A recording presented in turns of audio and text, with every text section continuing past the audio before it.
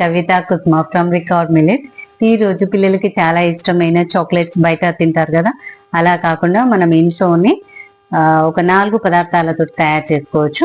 అవి ఏంటివంటే ఖర్జూర, కాజు, వేయించిన కాజు, ఇది వచ్చేసి కోకో పౌడర్, చాక్లెట్ సిరప్. ఇది దానితోటి మనము తయారు చేద్దాము. ఖర్జూరాన్ని నానబెట్టుకుందాము. ఒక 15 నిమిషాలు నానబెట్టుకోవాలి. నానినవి కదా, ఈ ఖర్జూరాన్ని మనము తీసుకుందాము. తర్వాత కాజు తీసుకుందాము.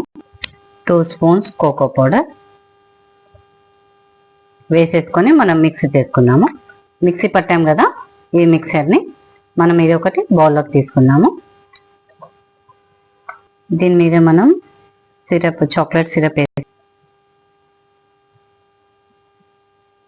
తర్వాత కొంచెం కాజు వేసుకుందాం. దీని మీద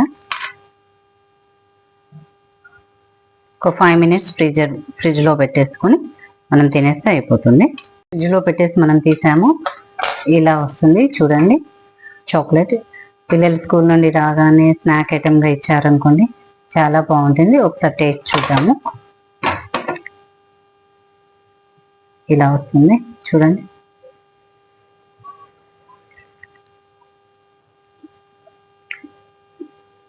చాలా బాగుంది. టోటల్ ఖర్జూరతోటే కాబట్టి స్వీట్ మనకు ఎక్కువగా ఉండదు. మనకి ఇందులో కోకో పౌడర్ కూడా ఉంటుంది కాబట్టి చాలా టేస్ట్ ఉంది. మీరు కూడా ఇంట్లో ట్రై చేయండి ఫ్రెండ్స్. Thank you.